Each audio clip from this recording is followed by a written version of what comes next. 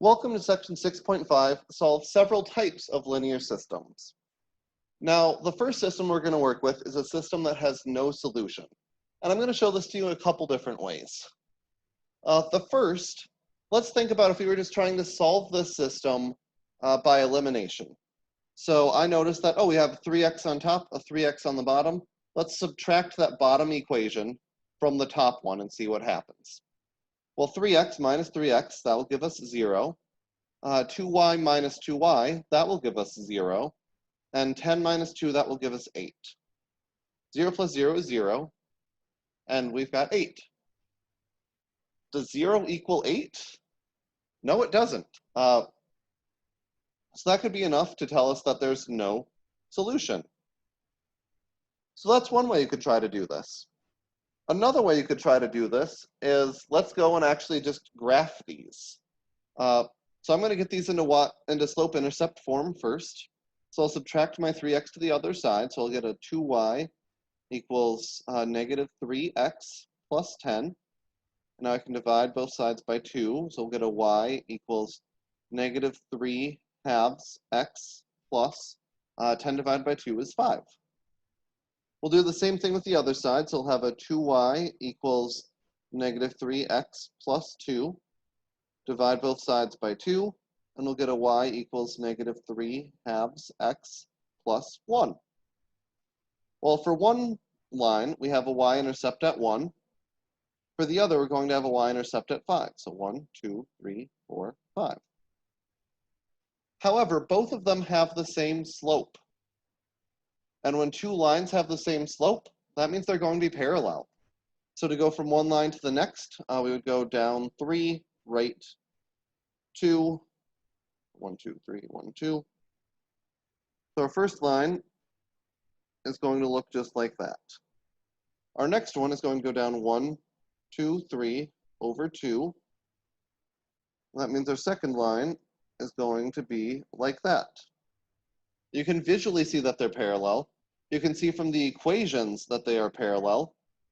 So if they're not intersecting already, that means they're never going to intersect because they're parallel. So there's two different ways that you could see that there's no solution.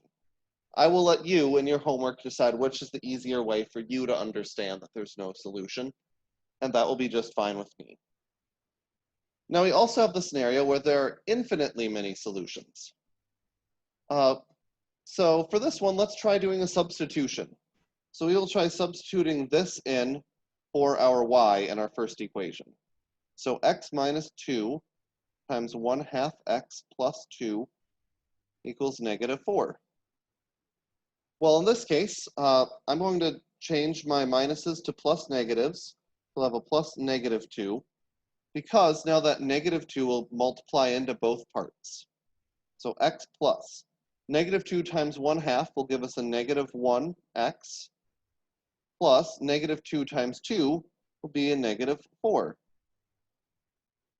Well, x plus negative 1x, that will cancel each other out, and what's left says that negative 4 equals negative 4. Well, that is an obvious truth. We know that negative 4 equals negative 4. So this one has infinitely many solutions.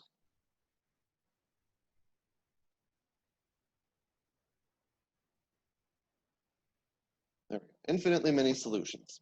And that's algebraically how you can see there are infinitely many solutions, because you get a statement that is always true. No matter what your x value is, no matter what your y value is, your statement is always true. And we can see that because when we simplify it, there's no more x's and no more y's. It just says that negative 4 equals negative 4, which is always true. Or the other way we could try to do this is we could try to graph it. So if we graph this bottom one first, since that's already in slope-intercept form, we can go and we have a y-intercept at 2, and then we have a slope of 1/2, which means we go up 1 and over 2. So that would be our line for that bottom equation. Now if we go and solve that top equation, I'm going to try to solve that for y, just to try to get y by itself so it's slope-intercept form and I can try to graph it. So what I'll actually do, we have an x minus 2y equals negative 4. We'll actually start out adding 2y to both sides. So we'll have an x equals -4 plus 2y. Now I can add a positive 4 to both sides to get an x plus 4 equals 2y. And now we can divide both sides by 2. So we'll then have an x over 2, or in other words, a 1/2 x plus 2 equals y. Well, this says then that we have a y-intercept at 2,